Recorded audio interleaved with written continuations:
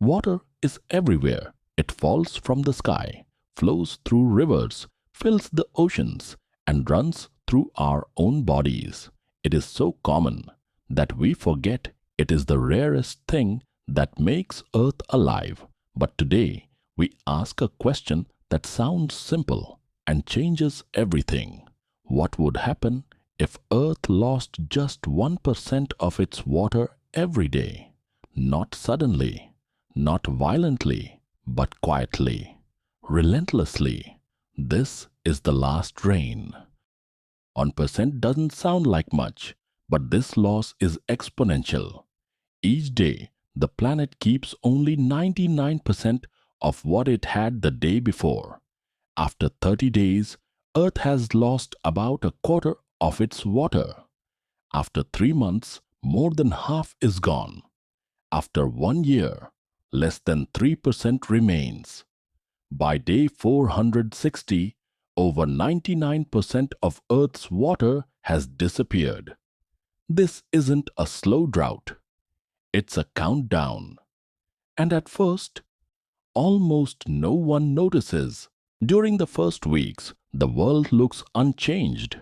Rivers still flow, rain still falls, oceans still stretch beyond the horizon.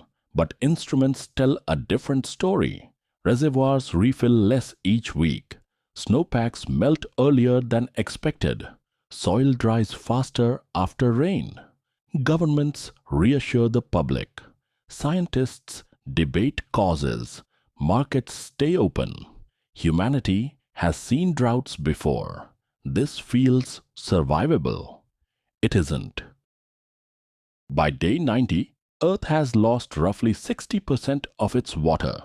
Major rivers no longer reach the sea. Hydroelectric dams fall silent.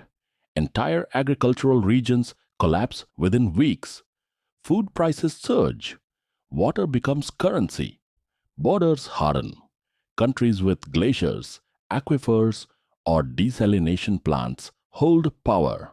Those without begin to empty. For the first time in history, wars are not fought over land or oil. They are fought over water itself. Water does more than quench thirst. It powers the atmosphere. As oceans shrink, evaporation weakens. Clouds thin. Rain clouds dissolve before they can fall. The water cycle, Earth's oldest life support system, begins to fail. Without clouds, daytime heat becomes extreme. Nighttime cold becomes lethal. Weather patterns collapse. Forests die standing. Grasslands turn to dust. Insects vanish. And with them, pollination. The planet doesn't just dry, it destabilizes. The oceans seem endless, but they are not. As water disappears, shorelines retreat by kilometers. Ships rest on cracked seabeds, coral reefs bleach, then crumble into dust, and something invisible dies with them: phytoplankton. Tiny organisms that produce over half of Earth's oxygen begin to vanish. The air still feels breathable, but the balance is gone. Earth's lungs are failing. By the end of the first year, less than 3% of Earth's water remains.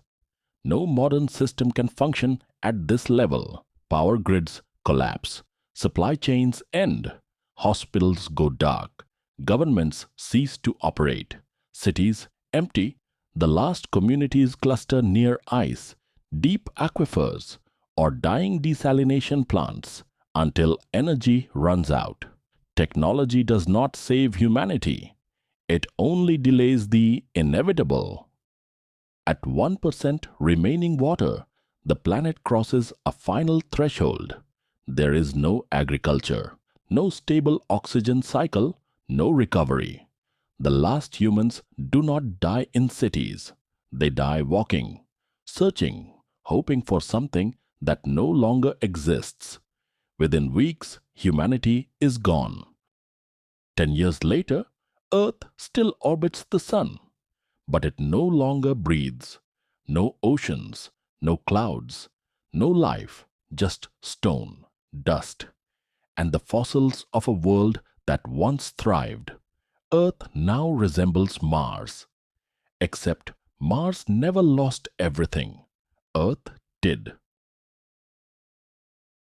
Water was never just a resource. It was the system that made life possible. And when it vanished, so did we.